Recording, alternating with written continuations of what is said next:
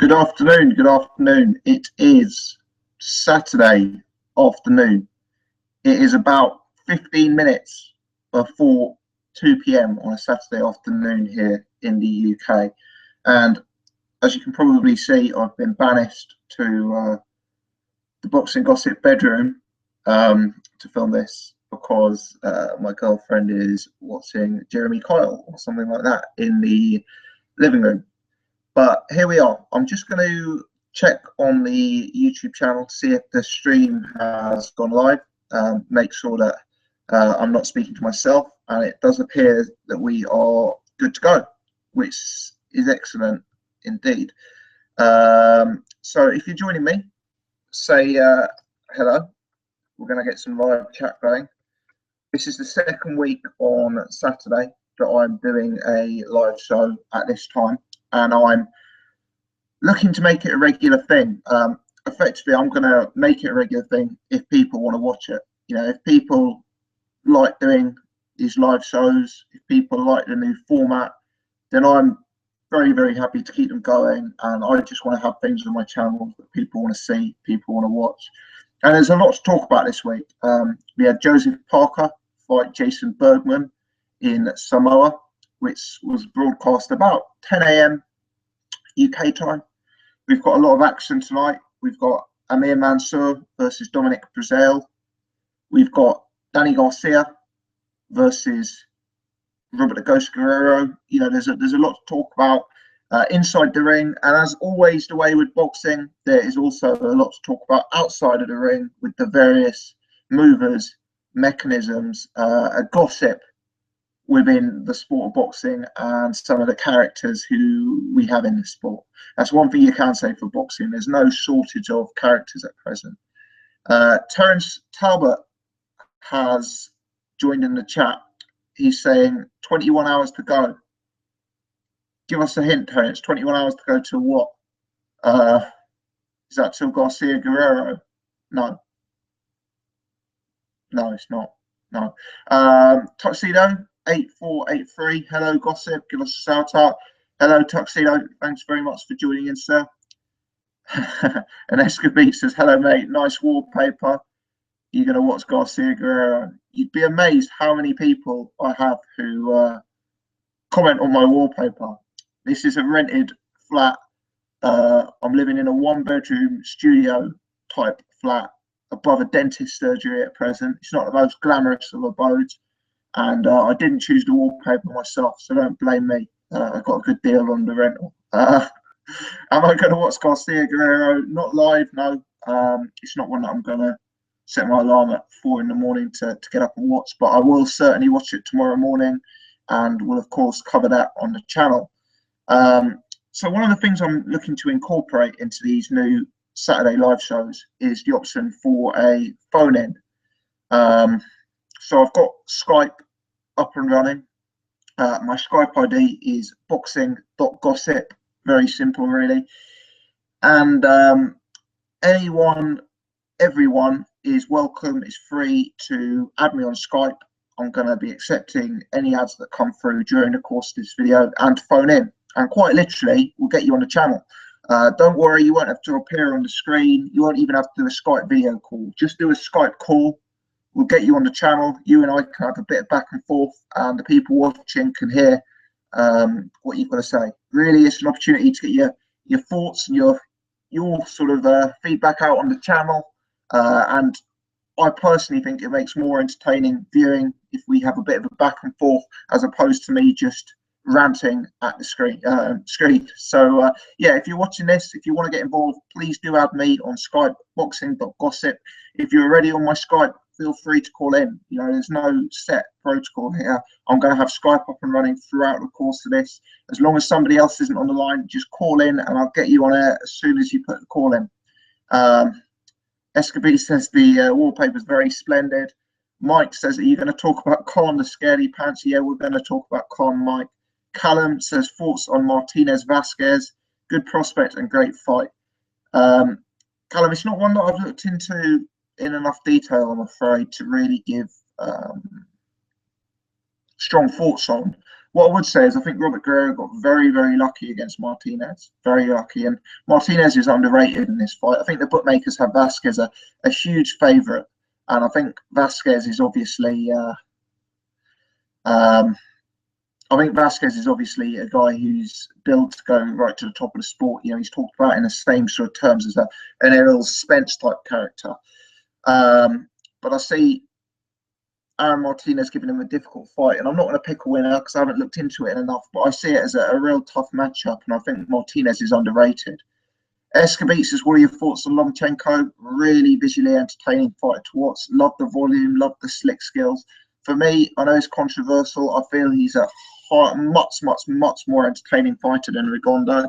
I feel even though he doesn't carry maybe elite power, Lomachenko, the way he puts punches together, the output is very stylish. For me, he's like there's certain things I see in Billy Joe Saunders, and I'm a huge Billy Joe Saunders fan, that I also see in Lomachenko. Obviously, Lomachenko is more advanced, but yeah, big fan. Francis says Garcia versus Guerrero. Garcia all day long, Francis. I think Guerrero will suffer his first stop, his loss. Really, I kind of think, to be honest, that Robert Guerrero is coming very much to the end of his career. His timing's starting to go, his punch resistance starting to go. And I think the move up to 147 will really suit Garcia. And I think stylistically, Guerrero is going to be in front of him, there to be hit, and Garcia is going to time him and knock him out. Jet says, my thoughts on Callum Smith versus Badou Jack for the super middleweight title later in the year. Interesting. It's a big step up for Callum Smith, but he really did impress me in the Rocky Fielding fight. Badou Jack is a real solid operator.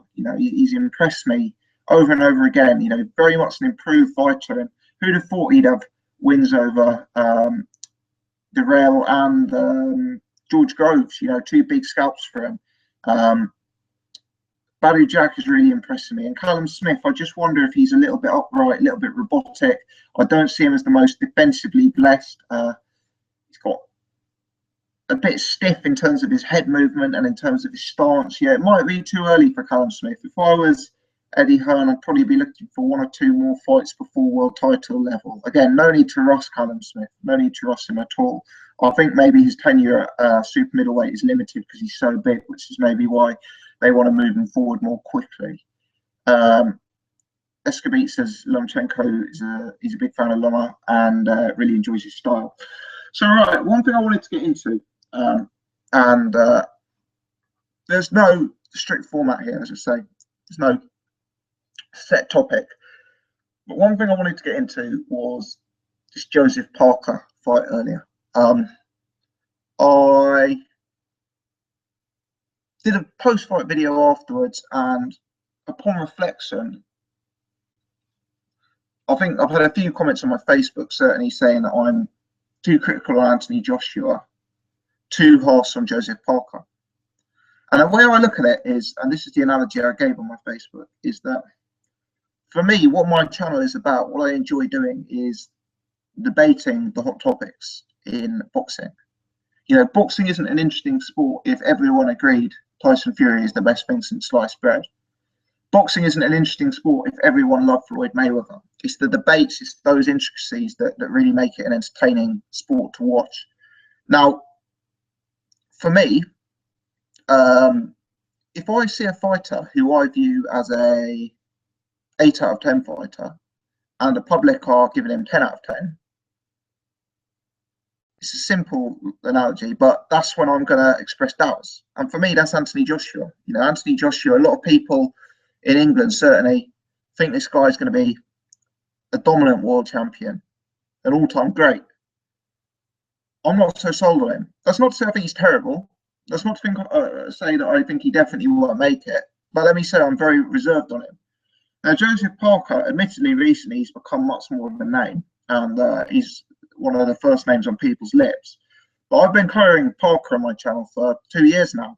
And it's fair to say when I started covering him, he was pretty unheard of. And when I see a fighter who it's just like Joshua, people say he's a 10 out of 10, I say he's an 8 out of 10. Joseph Parker, I say he's an 8 out of 10, but most of the public haven't even heard of him. So I think that's why it can sometimes come across that I'm high on one fighter and low on another.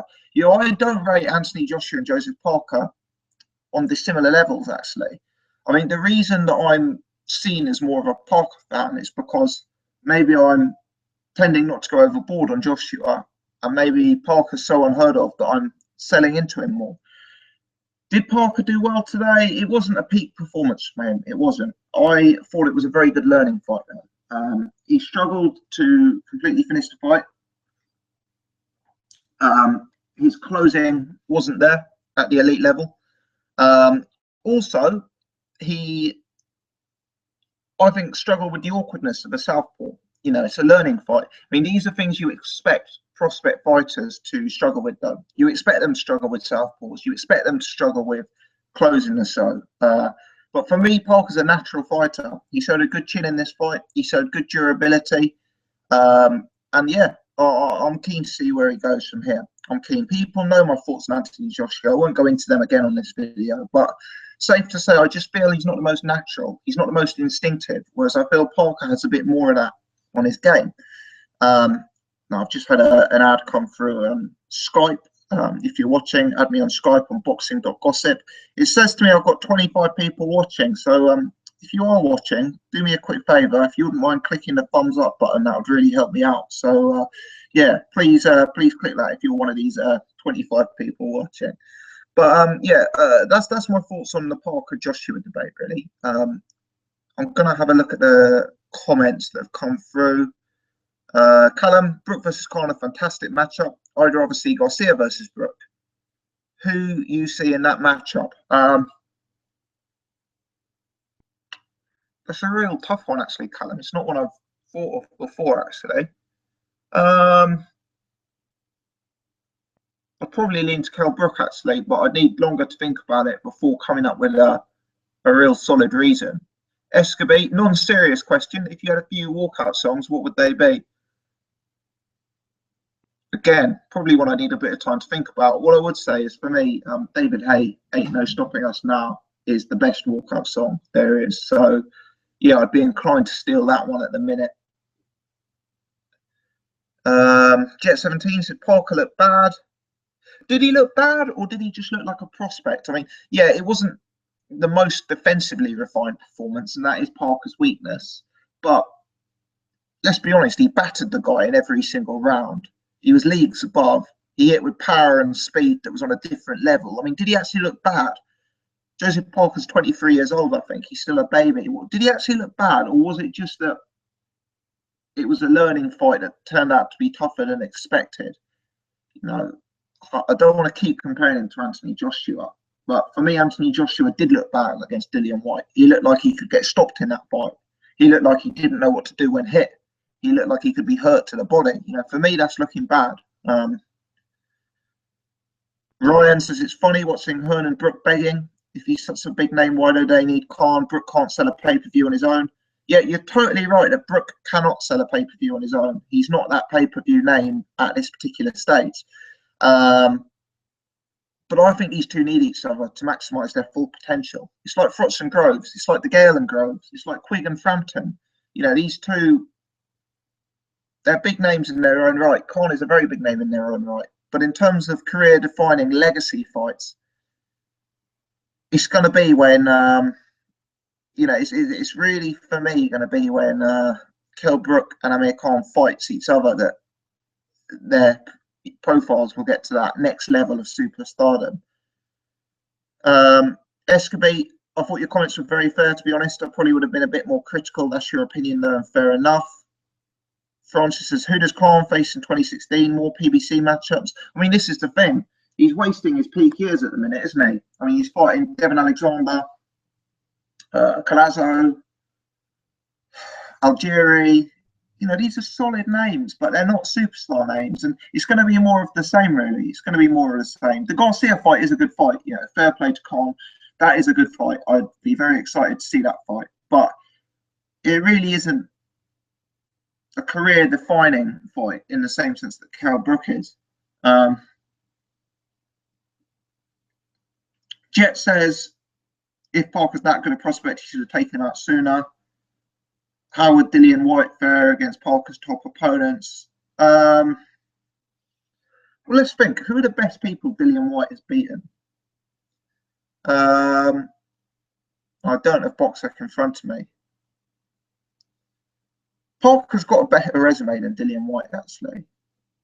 You know, at this stage, I mean, Dillian White's got a load of potential. Don't get me wrong, he can go on to be a good fighter. Real good fighter. But,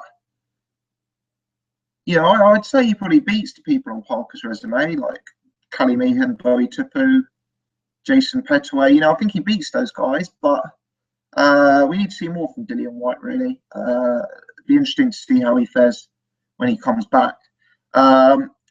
Now I've got another ad on Skype, so if you're on Skype, please do call in. Let's get some back and forth going. If you're in the chat and you want to join in, I've got Skype up in front of me. Just add me on Skype, boxing.gossip, call in, and we'll get you straight live on the channel to get some back and forth going. Escobeat says he's already thumbs up this video. Thanks very much, Escobeat. Much appreciate that. Helps me out a little bit. I'm trying to build this channel, move it in the right direction. So if you're watching, please like it, please subscribe it. That would certainly help me out very much. Ruben says, hello, Tom. Hello, Ruben. Thanks for joining in. Jacob says, Brook is a bad style matchup for Khan. His right hand lines up nicely with Khan's chin, very possibly. Daniel Archer says, he's just signed in. What's the subject here? We don't have a strict subject, Daniel, but you know, we've been talking a bit of Joseph Parker. We've been talking a bit of Amir Khan, and we are now going to be talking. Well, there's obviously Garcia Guerrero tonight, Mansour versus Brazil. So we're kind of talking about, you know, boxing that's just been the main stories and boxing that's coming forward, really. So the floor is yours. Suggest anything you want. I've actually had a message on Skype saying Hay versus White, who wins? At this point, David Hay wins. I mean, David Hay is a level above at this precise minute. Again, that's not to say guys like White and Joshua and Parker can't get there, but David Hay looked very good to me, even against limited opposition. He showed that he's still David Hay, and I think David Hay, you know, can make a comeback and can go to the top of the heavyweight division again. Jet says, what do you think of Triple G's resume? Is it really that bad? I was actually one of a big critic of Triple G's resume on the way up. I felt he was wildly overhyped for beating Matthew Macklin and Curtis Stevens, etc. But it has improved recently, I must say. It has improved recently. Lemieux, legitimate top 5 middleweight when he fought, and Golovkin put in a career best performance. You know, he showed that he's so much more than just a power puncher. And for me, Golovkin's resume is the strongest resume in the middleweight division right now. He deserves to be number 1. He's probably the hardest puncher. He may well be the best boxer. He's just got to continue to get himself in the big fights, because at this point, I think he falls short of, you know, is he a middleweight who will be remembered in 10 years' time, like a Hopkins or a Hagler or a Sergio Martinez? Maybe not, and he needs to get those big fights. Jet17 says he's added me on Skype. Can I call in? Yes, absolutely. Do call in. I'm actively looking for callers. Actively looking. It's gonna make the show more interesting for a bit of back and forth. Call in whenever you're free. As soon as you can. Almost. Craig says, do you give Smith any chance against Pedraza? This is Stephen Smith. I haven't seen Pedraza enough. It's a tough fight, obviously. I need to look into that, mate, before giving you a proper answer. Callum says, how good, bad is Brazil? Never seen him before. I don't rate him. I think he's going to get knocked out. I think Amir Mansour is going to expose him. I think Brazil really struggled and laboured to a gift decision against Fred Cassie, whereas Mansour knocked him out. We have a caller, and I think it is most likely Jet17. So let's get him on. Hello, mate.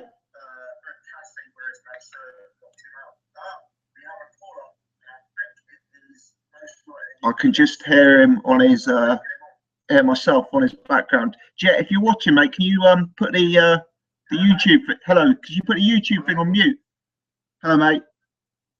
Can you hear me? Yes, you're coming through loud and clear. How you doing? Mate, could you put the YouTube on mute?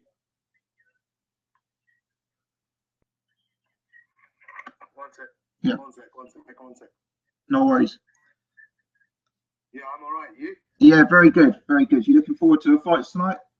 Yeah, man. I'm at work actually, so I'm gonna come home and do some work for uni, and then I'm gonna watch the Mansour fight, watch Garcia. I think Garcia's gonna win anyway. Yeah, yeah, I agree with you. What do you make of the Mansour fight?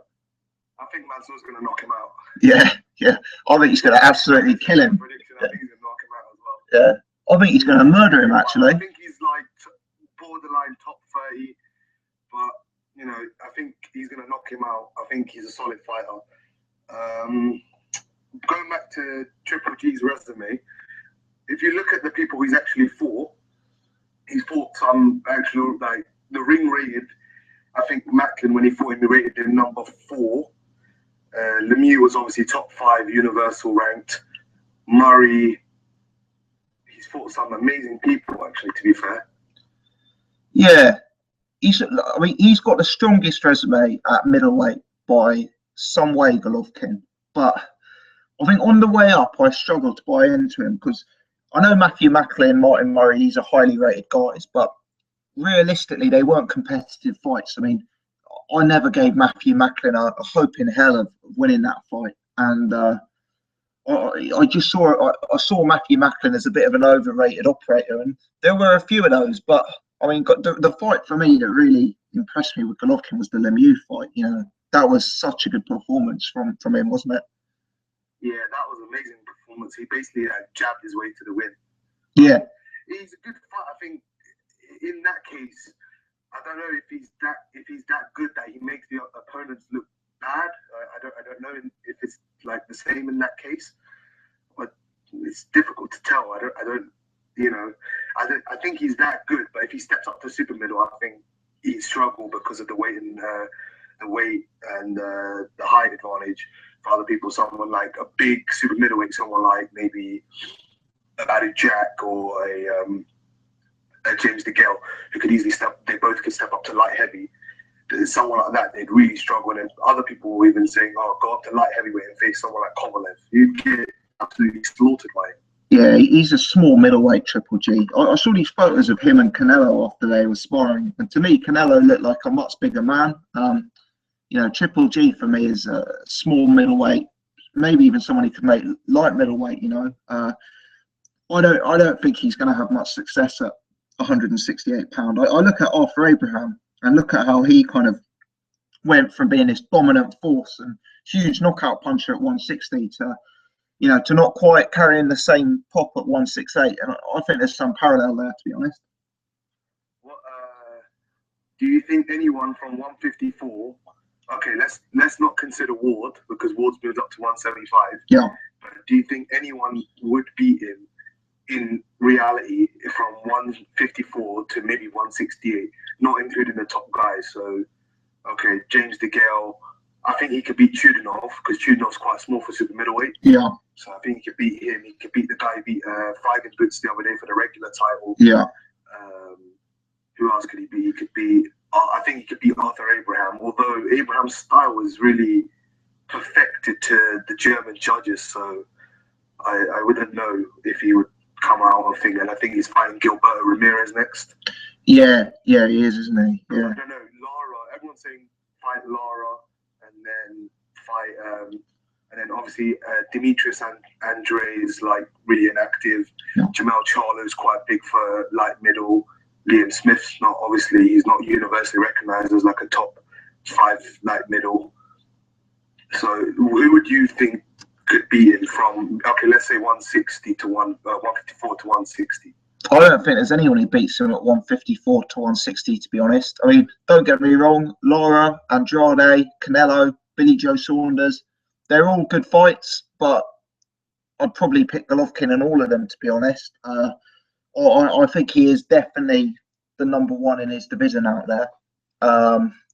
And someone like Lara, could he run from Triple G all night? I'm just not sure, you know. I think Triple G is so good at closing down the ring. and he hits so hard. You know, Lara, people are talking about Lara moving up to fight him. Lara looks small at 154 for me. You know, I don't see anyone in the division really beating Triple G at this precise moment. If I'm honest, you know, I see him ahead. There's names at super middleweight I'd pick above him. I'd pick James DeGale to beat him. But you know, that's kind of, I just don't view Triple G as a super middleweight fighter, so it's kind of almost like an unfair comparison, I guess, from me. Fair enough. What about yourself? Do you see anyone beating him? Sorry? Do you see anyone beating him then at 160? 160, no. There's no one there really. All the contenders there, merely contenders. To be fair, they're nothing more than just contenders. But I think IBF mandatory is Turiano Johnson, who I don't know lost to Curtis Stevens. I think. Yeah. He's injured, so I don't know who he wanted to fight. Obviously, Billy Joe.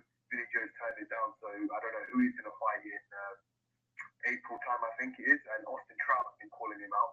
I think Austin Trout will get knocked out by him. Yeah. He was quite big he's a decent size at light middle. I think he'll just get knocked out. I think GGG's too good. Lara, I think he can only run for maybe up to about 8-9 rounds. I think he get knocked out then. Charlo will get knocked out. I think the Charlo brothers are overrated. In fact, that's my opinion. Liam Smith's not even going to last a couple of rounds, and I like Liam Smith. There's no one at 160. I think he's beaten everyone that there possibly is, and I think he's looked too good at doing it. Now people are questioning his resume, saying, okay, look, he's beat Daniel Gill, he's beat Lemieux, he's beat Murray, he's beat Mackie, he's beat university ranked top 10 fighters over and over and over again. Yeah. Now everyone's saying, oh well, this, that, and the other. I'm a GGG fan, but I don't buy into the hype that people are ducking him. I just think there's people who go, okay, well, he's too high risk, let's avoid him and go down another route. But now there's not enough belts in the division. They have to go after him. Someone like a Mr. Willie Monroe Jr., he had to fight him because there was no other belts available. And obviously the WBC belt was held at catchweight for the last, 3-4 fights. So it is tough. I understand it from the fighters coming up. I mean, Macklin had a WBC final eliminator. He lost against Highland when he got knocked out in the 10th round. Yeah. So I don't know. As I said, the routes now, that people always find a route, but the routes now are too difficult, especially at middleweight.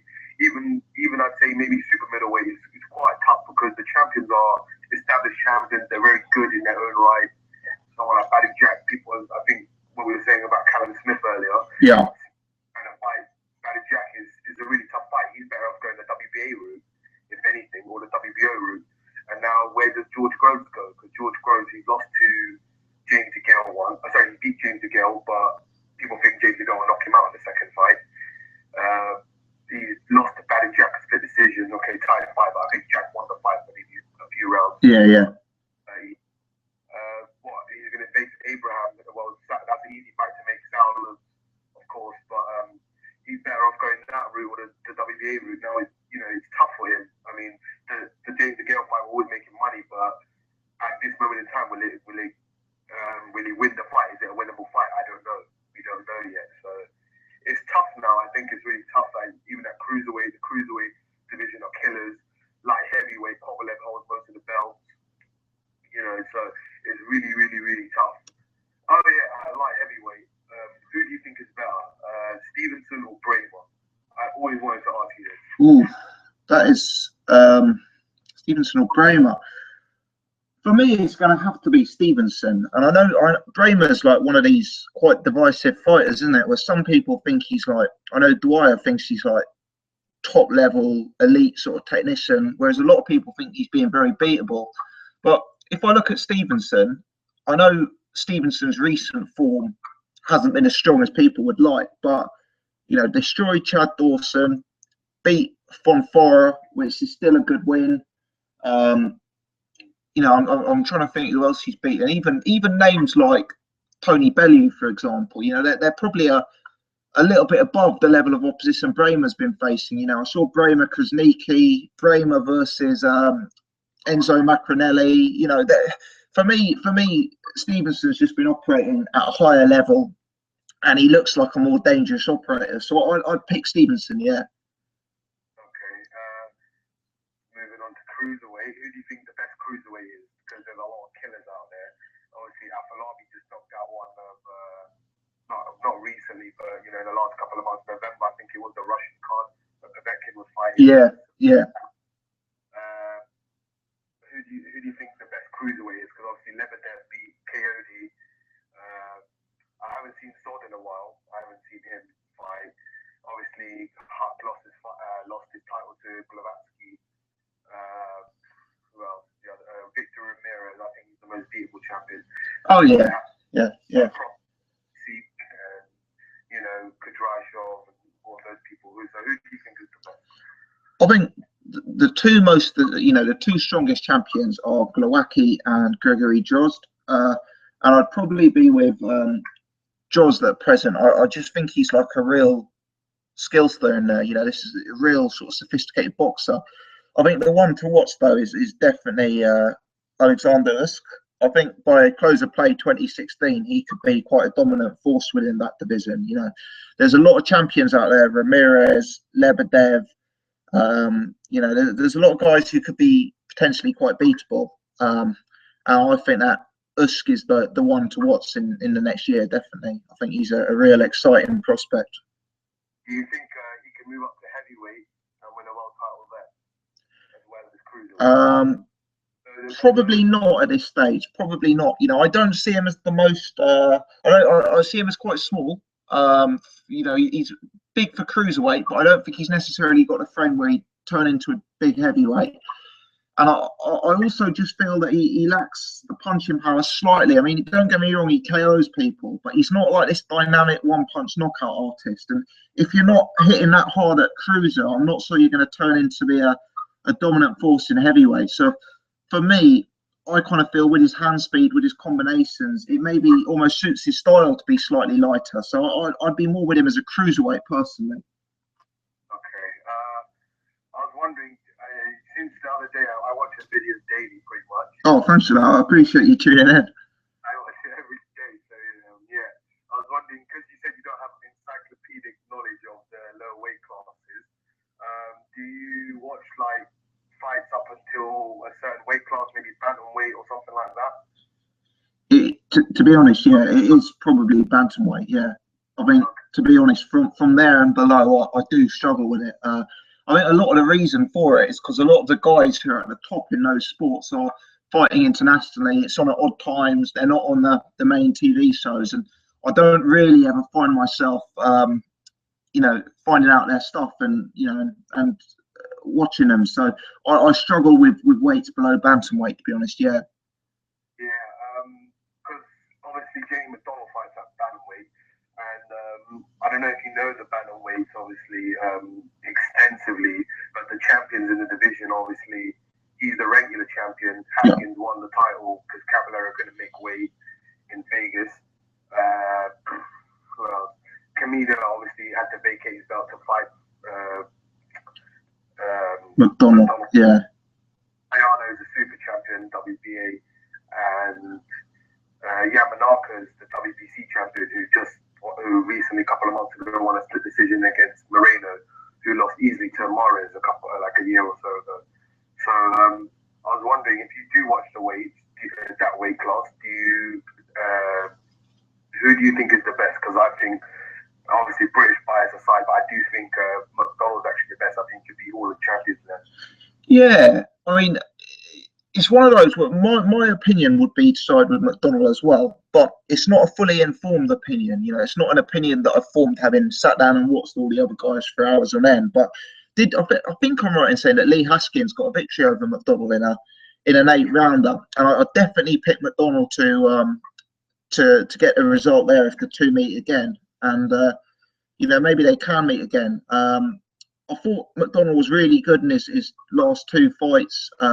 You know, I know that guy had to obviously vacate a belt, and I know they were controversial, but for me, I just have him edging ahead slightly right now. And for me, although it's not fully informed, I'd have him at number one as well, definitely. Okay. Oh yeah, James DeGale, IBF mandatory. Have you watched the guy who's his IBF mandatory? I haven't. No. What's the guy's name again? Jose Uzcategui, I think. Oh yeah, yeah. No, I've never heard of him, to be honest. There's a video of him. He was on PBC, and he knocked Julius Jackson out. Julius Jackson was an undefeated prospect, American prospect. Okay. And he knocked him out in 2 rounds. He looks like a big puncher, and he looks like not like crude, not Lucas Brown crude or something like that, but he does look like he's beatable. But I think he caused some problems. If Butte was causing, I know Butte is a bit slicker, but Butte was causing DeGale quite a fair few problems. I think this guy could cause him a fair few problems. I think he was supposed to be fighting next month, but I think his purse or the contracts have to be negotiated by next month. What do you think? Do you think he might lose, or he's going to try and unify, or what do you think about DeGale? Yeah, I mean, I see James DeGale as the number one in the division, to be honest. I know he's only had a few big fights, but I think James DeGale on his day is one of the top fighters in the sport. He's so skilled. He can be quite a frustrating fighter sometimes, the way he takes time off and has a tendency to be fairly lazy in the ring. But yeah, I'm a big fan of James DeGale. I think he is the real deal. I'd need to look into his mandatory opponent more. To be honest, I'd be speculating wildly if I made an opinion on that one. But yeah, I think he's the real deal. And what I would say is, the opponents that I know of, there isn't actually anyone at 168 pound that I'd pick ahead of him at present. I think he's slightly clear of the rest, to be honest. Even though performances against Dirrell and Butte weren't the most convincing, he did enough, and he did enough with a little bit in hand. So yeah, I'm sticking with DeGale for now. Jet mate, I've got to hop on because I've got loads of messages coming through. But I really appreciate you calling in, mate. Okay, no worries, man. Thanks, I'll be watching. Yeah, cheers. Hope to catch up with you again soon. Cheers, mate. Bye. Bye. Well, thanks very much to Jet for calling in. I'll just try and catch up with all the messages briefly that came through whilst we were on that call. Escobite says, few names David Haye could realistically fight next. The thing about David Haye is he's self-promoted, isn't he? So he's not going to have huge name opponents coming over. People are talking about Shannon Briggs, but I don't know if David Haye could afford a Shannon Briggs type of opponent. So I'm thinking it could be more like a Dimitrenko or a Pianetta or someone like that. Possibly someone who's a bit taller. That might be a good experience. Callum says Haye should go after Martin if he had any sense. Yeah, well, Martin's got a year to defend that belt. So if Haye can put in a big money offer and lure Martin in for a voluntary, that would definitely be a good fight. But that's one of the ones about problems being self-promoted. I mean, Martin's going to have so many offers. Can he really afford to take a David Haye fight? Because David Haye's not going to be able to match what the big promoters can offer. Escobite says, I think this is a great idea with the live stream Skype combo. Really awesome. Thanks very much. Hopefully it's one that we can keep going, and if people like it. Luke says, great channel. Why do you think Peter Fury ranks Joseph Parker above our great Anthony Joshua? To be honest, I rate Joshua slightly above Parker based on level of opposition. And if you watch my recent top 30, I actually put him above Parker. Regardless, neither of them should be in the top 10 or anything like that because they haven't faced enough quality guys for me. I like Peter Fury. I'm a massive Team Fury fan, as you know. But for me, it's probably that he doesn't want to rate Anthony Joshua above his son or his nephew for obvious reasons, really. Daniel says, I looked at Joseph Parker's box track. I was shocked to see 6'4" with a 76-inch wrist. Do you think this will cause problems when he steps up in levels? Yeah, I mean, we get to see him against a really, really tall fighter. And that's why I think like a Mariusz Wach, a Ustinov, a Dimitrenko would be an excellent opponent for him. I think he's got the speed and the style to get inside, but he's going to have to keep his defences much tighter. Terence says, are you starting to see my view on Parker now? Kiwi hype job. As you know, Terence, I'm a fan of Joseph Parker, but he's still a baby, and there are things to work on with him. He's not the most defensively slick fighter at this point, and yeah, there's improvements to be made, but I do think he's got the raw materials to make it to the top. Tom says, are people lumping on Amir Mansour? Looks a decent bet. Yeah, I saw it at 6-4 the other day, Tom. I did a video on it, actually. I said weekend tips and gambling picks, and Amir Mansour was the one I recommended. Callum said he wouldn't lump any money on a 43-year-old. Yeah, fair enough. Dwyer was talking about the over-under. He thinks he's going to go to stoppage. I mean, that's an angle to consider. Escabete says, great sound quality. That's a rare comment. Usually people on my videos complain about the lack of sound quality, but I'm trying my best here. Tom says he's fighting a novice and he's a heavyweight. 43 isn't too old for a heavyweight. Yeah, I mean, 43 isn't game over for a heavyweight. It certainly is older for a heavyweight. Paul says, boxing gossip, your dedication to boxing is impressive. Thank you, Paul. I try. Tom's very confident in Amir Mansour. Yeah, I think Amir Mansour will win as well. Tivatap says, good afternoon. Hello, Tivatap. Thanks for joining in, mate. There's quite a bit back and forth about Mansour Brazil. Jimmy says, he's not living in the UK. Why does Fury have such a bad reputation? He's outspoken, Jimmy. He says a lot of things which upset people in the UK. He's made a lot of comments which people perceive to be discriminatory, homophobic, you know, and he's upset people. He's also one of these fighters. You know, I'm the biggest Tyson Fury fan, but he's one of these fighters who talks a very good game. Before the fight, you expect him to be a brutal knockout artist, and you see him fighting. He's actually a chess player and a technician, and I think that rubs people up the wrong way as well. They tune in expecting to see an all-out brawl, and actually, it's a more sort of controlled technical boxing performance. Luke, anyone thinking Triple G should start taking legal action against people avoiding him so he can clean up the division properly? You know, I think if fighters want to avoid you, I don't necessarily think legal action is going to be the answer there. You know, a court can maybe make people vacate belts, but Triple G needs the big fights for me. Unifying the division is great, but for me, he needs those legacy-making fights. And suing people isn't going to get him that. Jacob, who will Brook fight in the absence of Khan? Very, very, very good question, Jacob. And I really don't know, because Eddie Hearn wants to build him in the UK, and none of those big welterweight names are going to come over to the UK to fight him. As I said before, if Eddie Hearn can't deliver the Amir Khan fight, I think Brook needs to call Uncle Al. Let's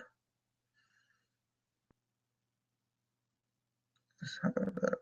There's a lot of talk about Tyson Fury and the press, which I won't go into now. Let's have a look.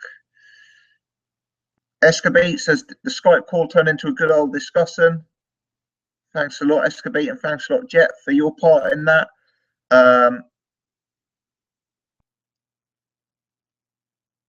Jet says, when's your next live stream? Well, I'm going to try and do them on Saturdays, actually. I'm going to try, you know, it's when obviously I work Monday to Friday. So, yeah, I mean, this works well for me. I mean, what do people think? I could put aside one evening a week and have like a weekly Thursday night show or something like that, or I could do it on Saturdays. Yeah, and Jet, really appreciate you calling in. As you can see, there hasn't been the biggest queue of people calling in, so I really appreciate you getting involved and talking it through. So yeah, please do call in again. Let's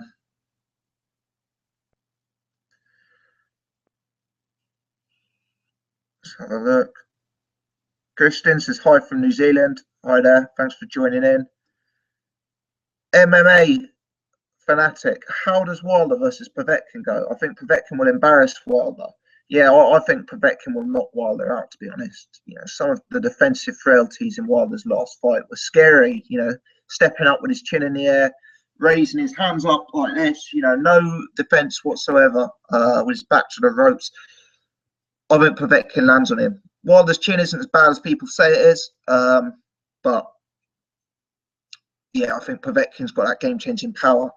Daniel says Hughie Fury versus Wilder if it happened. At this point, Wilder, it's too big a step up too soon. Hughie needs more learning fights. SGS Fight Club says Mansour beats Parker right now. Yeah, possibly he does. You know, I'd probably side with Parker in that fight based on youth and upside and speed. But yeah, Mansour, wily vet, power, tough guy. I wouldn't call him out. Sean says, what do you think about Khan calling out Brook on Twitter? He's been ducking for years and he pulls that.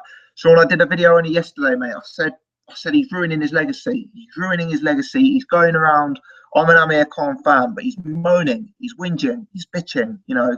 He's going to be remembered for these things and not, you know, for chasing Mayweather like a love-struck youngster. And, you know, he's not, I don't like it.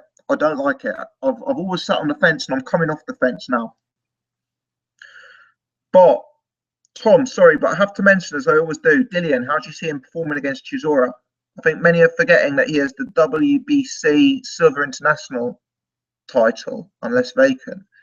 White Chisora, I see it as a bit of a war. I really see it as a 50-50 fight. I see it as a very hard fight to pick a winner in. Chisora is decent at a certain level, and White is yet to prove he's above that level. White's clearly got higher upside. I'd like to see White come back, really drop down in levels, get some rounds under his belt. You know, stamina conditioning is a big issue for White, so he needs to improve in those areas. And I think Dillian White can come good again. Rory, I've already answered that in a previous question. Povetkin by KO. Jacob said, I'd like to see Brooke Bradley revenge for Witter. Yeah, I mean, that won't happen though, because Bradley is so much risk for not enough reward, isn't he? You know, he's possibly the top fighter in the division, Bradley, but not a big name, not a big money earner, etc. Tom says he prefers the weekends. Escobeat says, what's your favourite pieces of memorabilia you've got? I've got loads and loads and loads of signed gloves, which I keep hold of, loads of programs from fights that I've been to. I tried to flog a few of my signed gloves on eBay recently because I'm buying some new camera equipment for the channel, but there wasn't too much interest in them, but that's life. But yeah, I got I bought one of these little HD video cams the other day, like handheld ones. So I'm going to try and get out and meet a few more boxers next year, go to a few more press conferences, that sort of thing. So yeah, you never know. We'll see how it goes. Jet says Saturday lunchtime is good. Will be good to call in and get more topics. Joshua says Huey Fury versus AJ, who wins? Real 50-50. Neither would surprise me whatsoever. Slightly into Huey Fury. I just think Joshua's stamina is a big issue. I think Huey Fury can be elusive, defensive, and technical, and drag him deep. Jet, Porter versus Furman, great fight. Let's hope it gets made. Stylistically, Porter. I'm going with Porter. I'm not convinced about Furman's punch resistance. I think Furman is too big for the weight, and I think he doesn't like it when someone really puts it on him and puts him on his back foot, doesn't give him room to move. And I think Porter wins for me. Fair point is raised though, which by Callum, which is that Porter is one-dimensional. He is one-dimensional and he can be outboxed. I just think stylistically he's got a beating of Furman. SGS Fight Club, he's a Khan fan as well. He shouldn't have chased Mayweather around. He could have had fights with Peterson, Garcia, Brook in the meantime. Spot on. You know, we're Khan fans, yes, but we're boxing fans first and foremost. Kristen, Joseph Parker versus Jennings. Who wins right now?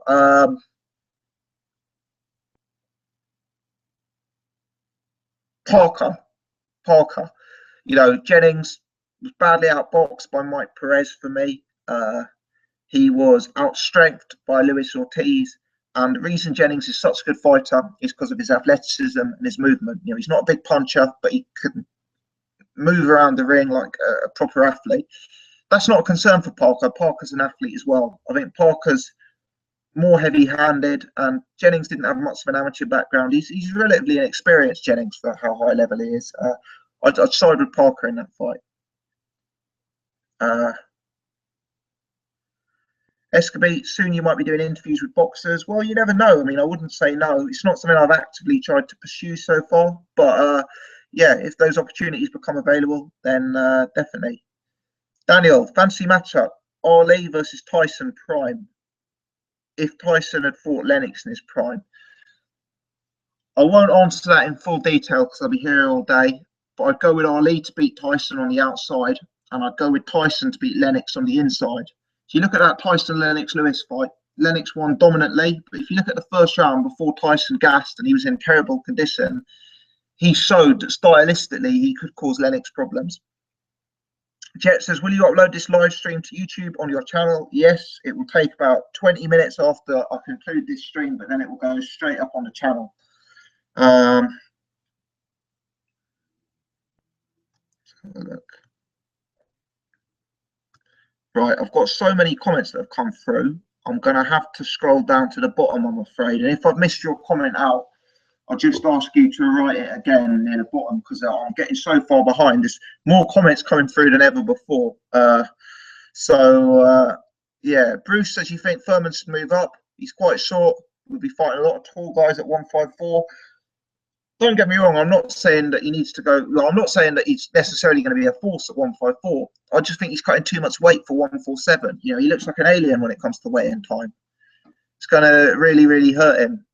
Jacob says you could do another top 30 welterweights would be interesting. Yeah, I mean, I might. The top 30 ones are so time intensive, But I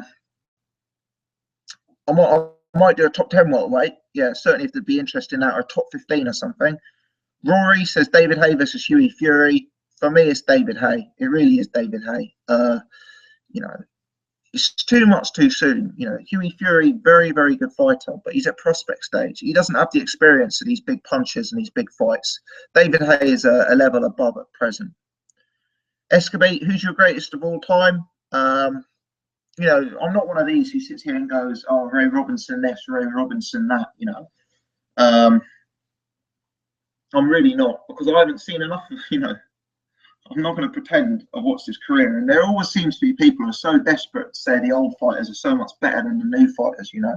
It's not really my style. For me, the best fighter I've seen in the ring is probably Roy Jones Jr. You know, at his peak, he looked the best, the most dominant.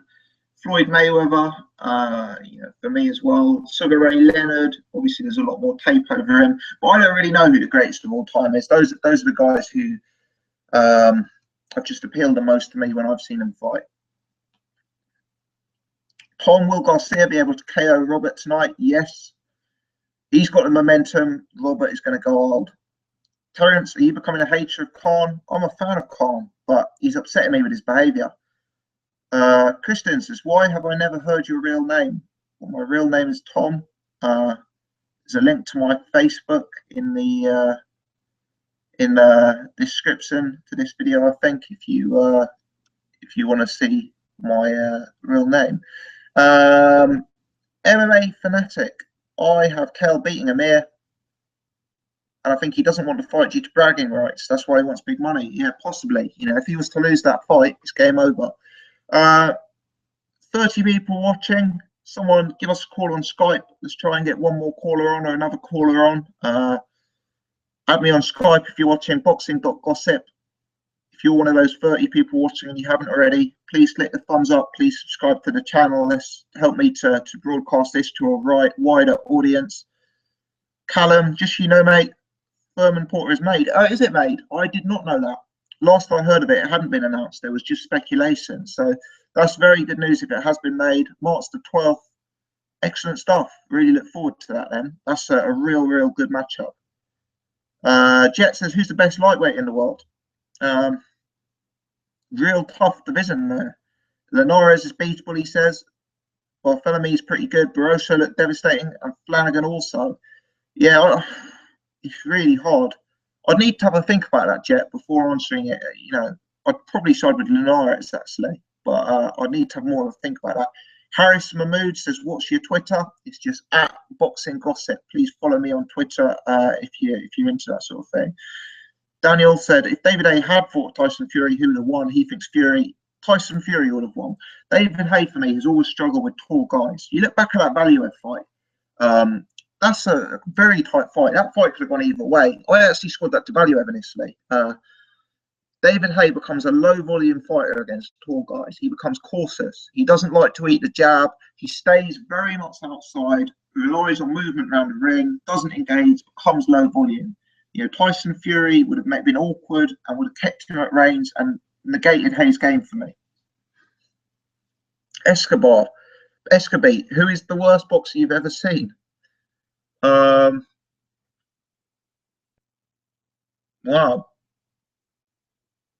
There was one on Box Layson a year or two ago with like Latvian fighters. That was comedy gold.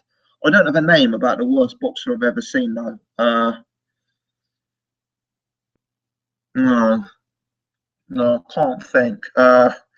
Escobar says, "What's your Facebook group name?" I don't have a Facebook group. My Facebook name is Tom TOM / and then space the letters B, the letters G. B for bat, G for golf. So Tom space BG for boxing gossip, obviously. Sin champion, Kell Brook's biggest payday was 200 grand US. He's not in Khan's earning power. I want to see the fight, but the split needs to be 70-30. Khan's the A side. Khan is the A side. He should get the main part of the split, but he needs Kell Brook as well to, you know, both parties are needed for this fight. I think 65-35. Sam, the Warriors fan, says Charlie Zelenoff is the worst boxer I've ever seen. Tom says Robin, I think it's Robert Deacon. Yeah, you're right. Those two both have a claim there. Future Jab, love the channel, mate. Thank you very much. Appreciate you getting involved. Who do you think is the pound for pound king this time next year? Let me think. Fury, Kovalev, Bradley, or Crawford.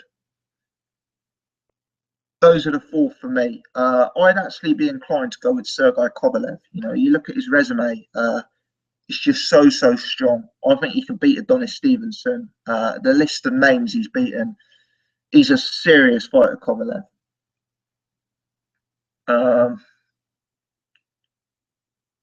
MMA Fanatics says if Fury is to lose, who to? I think if Ortiz, if anyone, he's great at getting inside. MMA Fanatic, yeah, but Tyson Fury is pretty elite on the inside. And I just think Tyson Fury, with his movement, can make Ortiz gas. You know, Ortiz is an old man. Ortiz isn't out of, you know, he's not in the best physical condition. He's very heavy.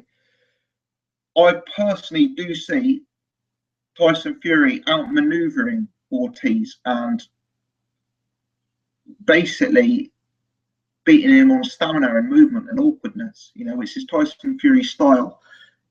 Bear with me just for 20 seconds. Just need to get a quick glass of water. My throat is seizing up. I'll be back in 20 seconds. Just bear with me. Apologies.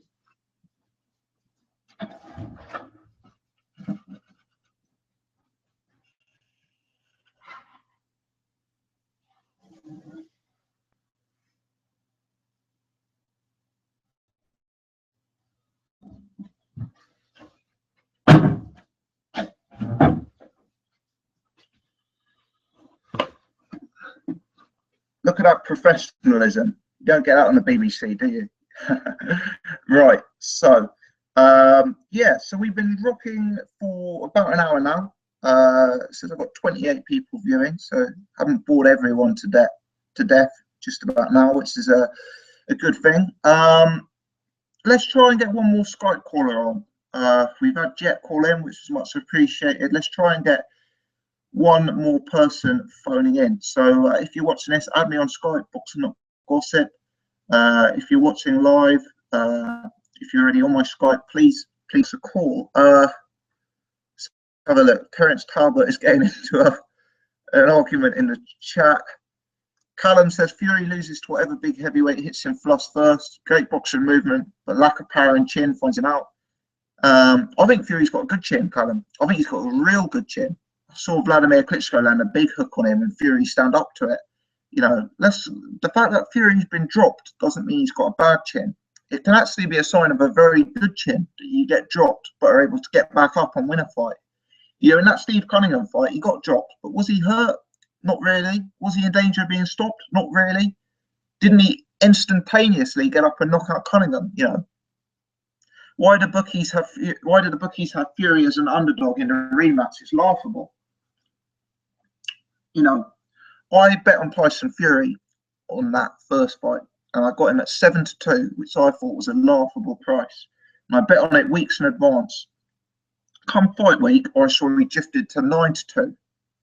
I thought, this is crazy. So I went in again. And then a few hours before the fight, I was in my local branch of Betfred. Not something I frequent too regularly, but I was waiting to pick someone up. It was raining outside, so I just popped in because it was next to the station. And I saw on the screen special offer 5-1. So I went in a third time, and I couldn't believe it. And the idea that he's odds against is ludicrous. You know, don't class. You know, Vladimir Klitschko isn't out of this by any stretch. He's still the number 2 heavyweight. He still hits hard enough, and he's still got the skills to get the job done. But he shouldn't be odds on Klitschko. Let's have a look. Just got a bit behind on the chat again here. Bear with me just 2 secs.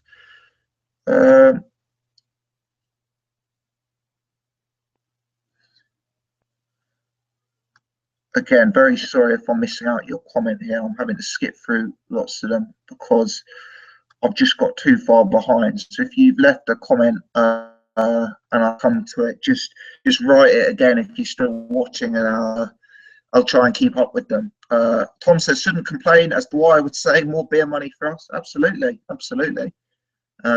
Kristen said, if you were in a street fight and you could choose one heavyweight boxer of any era to back you up, who would it be? Let me think. George Foreman, arguably the hardest puncher ever and one of the best chins ever. Yeah, David Tua would be all right, wouldn't he? Callum, Cunningham is not in his weight class. He is in his weight class, Callum, isn't he? I'm pretty sure Cunningham was a heavyweight fighting above 200 pounds. You failed to mention the other guy who dropped him was a journeyman. Yeah, but it doesn't matter. Tyson Fury got dropped. He wasn't hurt. You know, this is boxing. It happens. Abraham is average at 168, and Dawson was weight drained, don't you think, mate? Do you mean, for Andre Ward? Yeah, I mean, Frotz and Kessler were the best wins, as you say, for Andre Ward. And Jacob says the Cunningham knockdown was more of an off-balance situation. I actually agree. If you go back and look at that punch that Cunningham landed, I'm not even 100% clear whether it caught Fury flush. I just thought it kind of scraped him a little bit. And Fury was clowning around, as Tom says. You know, he was messing around. He didn't have any respect for him. Sam says, I was actually expecting more from Fury, but he still won for a mile. Yeah, I mean, that's the great thing about Fury is he didn't even show the majority of his skill set. You know, he didn't fight on the inside. He didn't really have to show his full repertoire of punches and combinations and variety.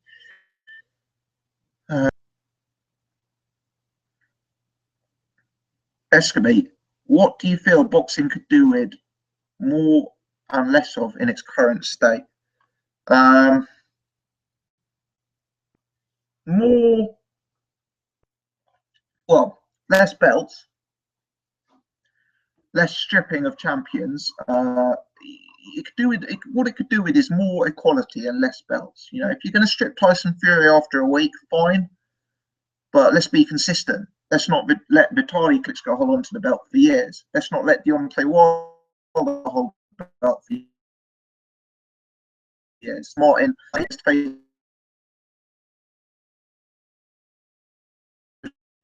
Jet Fury.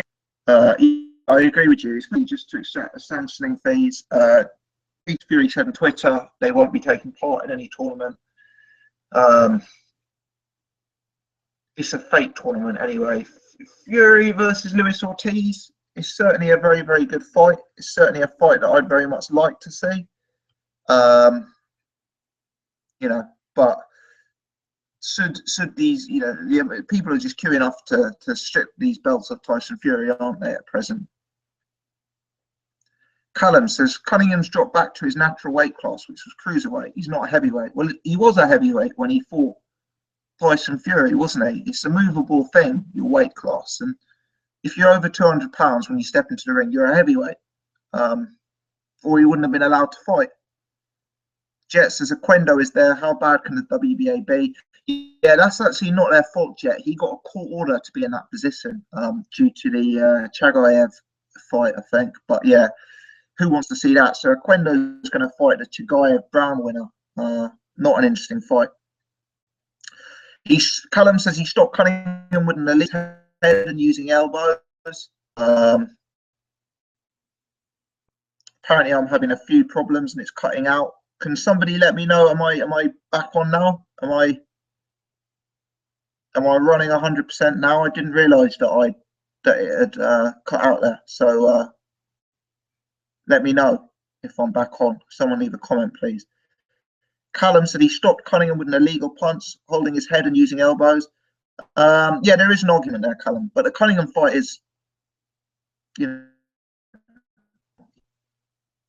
took Vladimir Klitschko's belt from him.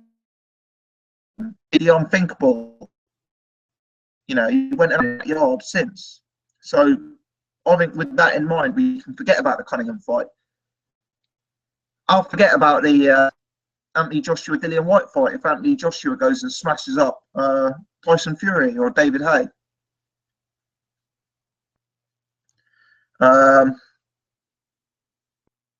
Luke, what do you think of the chances of Convert actually happening? 50-50. I don't have a strong interest. Jet, 16 views on Dave. What are your thoughts?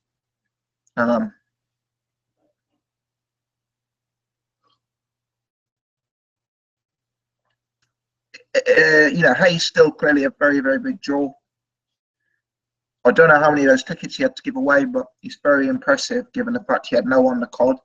And, given the fact he didn't have a well-known opponent.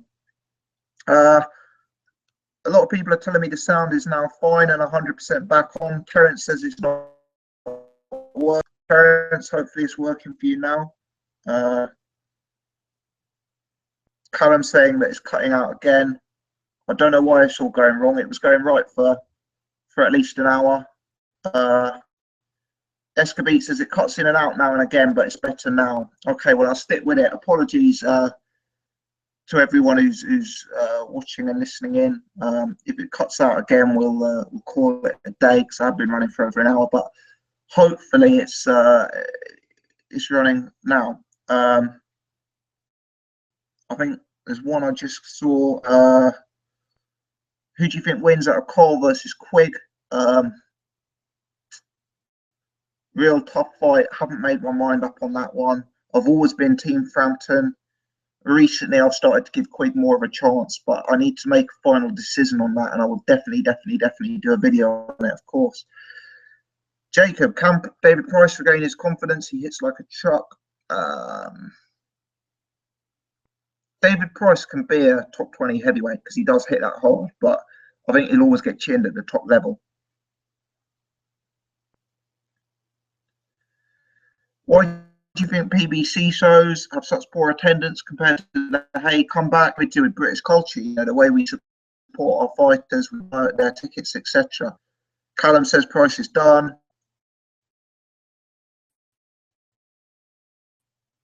Yes, yeah, Quigg is the much bigger man. I think Frampton's Quigg's the bigger guy, the stronger guy.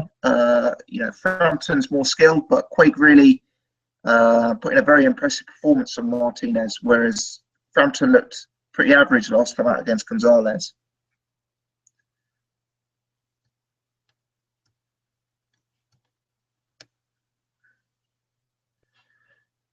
Escabete, do I think Dave will host more fights? I think they'll probably will look to do it, actually, after the success of the first, of their inaugural night. Yeah, and they didn't do the worst job of it in the end, despite the fact they messed up the previous show. Jets' views on Tepper in the ban.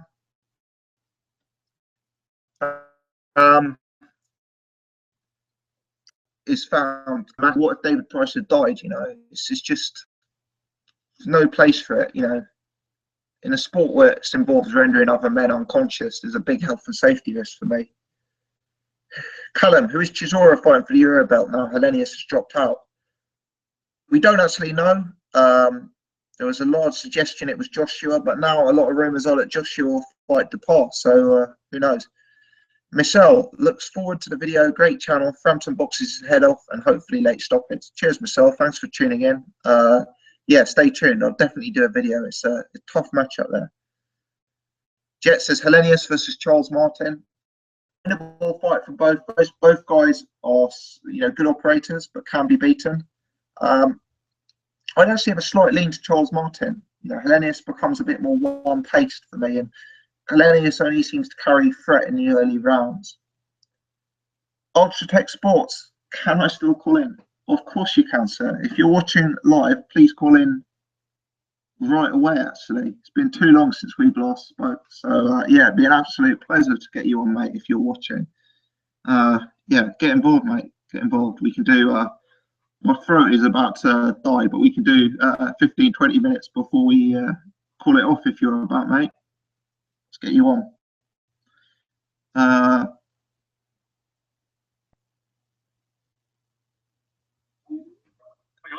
Hello, mate. How you doing? Fucking hell, am I live? This fucking YouTube feed's fucking well late. You are live, mate. You are live. It's like going back in fucking time. It's like, you know, I can see what you were saying like fucking 10 minutes ago. Oh no, is it playing up? Is it? It's alright. It's probably fine. I better fucking switch it off. I bet I know what it is. Your viewers won't be happy to fucking hear me, but yeah. Yeah. That's why I stay off your channel, because after we'll be going, oh, this guy swears too much. This guy. Fucking channel. Absolutely, yeah. Well, we're very sort of PG-13 over here, mate. But I'll tell you what it is. If people are, I bet what's happening is I've been banished to the bedroom to film this, and my girlfriend will be downloading something on the Skybox. It'll be like X on the Beach or Jersey Shore or something like that. And yeah. Jesus Christ! Hey, don't get married anytime soon. Hey, you're off. This is it. I've got a question for you. Go on. This is what I was thinking. After fucking Frampton and Big happens, right? Right. Let's assume Joshua Hay, for whatever reason, doesn't happen, yeah? Right? If Amir Khan and Kell Brook don't happen, what fucking big domestic fights can Sky Sports and Eddie Hearn deliver this year? So I'm thinking, Quigg and Frampton's one, we know that's happening, yeah? But other than AJ and David Hay, if they can't make Khan and Brook, what is going to be the biggest domestic fight they can make? Because to me, they're fucking reaching. It depends where Chris Eubank ends up, doesn't it? Oh God, please. You know, I always say this, but it really, mate. A lot of people are giving you so much grief in the chat about your swearing. By the way. Oh, I'm not even looking. But if Chris Eubank goes back to Sky, you've got the if Chris Eubank goes back to Sky, you've got the Eubank De Gale matchup that I've been threatening for so long, and the other one, of course, is Groves De Gale, isn't it? Listen, Eubank and De Gale's not happening. You mad? Why would you get Eubank and De Gale happen this year? How's that going to happen this year? It could do, mate. I mean, De Gale needs a big fight, doesn't he? De Gale needs a big fight. I thought De Gale was going to get in a fight with Badou Jack possibly down the line for unification. Well, yeah. I mean, the thing is, though, is that a bigger fight than Eubank, like in terms of money and stuff? Like, probably not. I mean, I don't know. I mean, I just think the thing with Eubank is, right, when you start calling out the likes of fucking Golovkin, yeah, and when you start, banging on about that kind of level of opposition. I mean, I think we all know done by Billy Joe Saunders. So I don't think I'll have time for a De Gale fight. But he talks about the likes of Golovkin, then he goes back and fights Nick Blackwell. I don't think he'll be fighting De Gale anytime soon, mate. No, you're right. That was a poor decision. I obviously expect Eubank to win, but fucking hell, might be a close fight. It'd be amazing if Blackwell did him, wouldn't it? Amazing. All right, that's it. I'm off. Yeah, I don't want to. Do you know what I mean? I can see the numbers in your chat are dropping by the second or whatever. So I'm out of it. I just thought see what it'd be like to call up live and cause a bit of stir. Mate, you've done your job. Let's we'll catch up soon. Yeah. Cheers, mate. All the best, mate. Cheers. There we go. My good friend Ultratech Sport, who does have one of the most entertaining YouTube channels in the boxing community. Probably, if you get offended by the odd swear word, probably not one for you. But yeah, great boxing chat. If you can, if like me, you don't mind a bit of swearing, definitely. Let's have a look. All of the chat seems to be about Ultratech swearing, so we'll we'll move on from that. Escabete says your girlfriend's downloading Storage Hunters. Very, very, very possibly. Very possibly. I'll let her know. But yeah, I hope the internet quality hasn't been too bad. It seemed like we were going well for the first hour, but it sounds like I've been having a few sound issues in the last couple of minutes. So yeah, but he raises a good point actually, Obstech Sport, which is like, what are the big fights if Khan Brook doesn't happen? You know, Eubank Saunders 2 is the obvious one, but that's going to be on Box Nation. So I think Eddie Hearn's going to have to make big fights with Anthony Joshua, and I think Eddie Hearn's going to have to make big fights with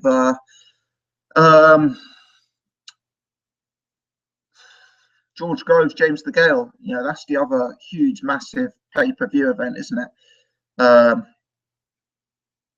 Escabete says the Skype calls are very good quality. We can hear everything your callers are saying. Good. Pleased to hear that. It's not the most professional setups I've got here, so glad to hear that it's all working out. But yeah, look, I've been going now for an hour 15. My throat is starting to play up, so I'm gonna call it a day in a few minutes. If anyone wants to call in, just a quick sort of 5-minute call, do it now. We'll get something on. Yeah, Jet's gone. Eubank versus Saunders 2. Rematch and tangibles. You know, for me, it comes down to this, Jet. Like, Eubank has improved massively as a fighter since that. So has Billy Joe Saunders. But Eubank has not improved in the areas he needs to improve. You know, Eubank is still defensively very open. Eubank is still very inaccurate. And I think the superior boxer can pick him off. Ryder Ryder's never impressed me. He smothers his work. He's not clean. He's not clinical. Kamitsky's a very tough man to beat. You know, gave Martin Murray hell, drew with Nick Blackwell, beat Adam Etches, beat Frank Buglioni. I wouldn't be surprised to see the update. And Escabete says you've got to stream again. I see this as a success. Well, thank you very much, mate. Hopefully people are interested in, you know, and yeah, I enjoy doing them. It's good to have a bit of back and forth with people. It makes it far more entertaining than just me chatting into the camera. So yeah, we'll give it another go. I'll post it up next week. If you like the streams, the only way to be notified about them, well, there's 3 ways. You follow me on Twitter, follow me on Facebook, or subscribe to the channel. I'll try and put it up a day or so in advance before. So yeah, Luke says, what fights are you most looking forward to, mate? I think Eubank versus Billy Joe Saunders is the one that I'm most looking forward to. I'd love a big heavyweight clash, you know, Tyson Fury, Hay, Joshua, anyone from that bracket fighting each other. Callum says Joshua Parker in 2 years' time. I see Parker at this point having the higher upside because he's more natural, but you know, we shall see. Both of them need to step up in opposition, and then we'll really see what they're made of.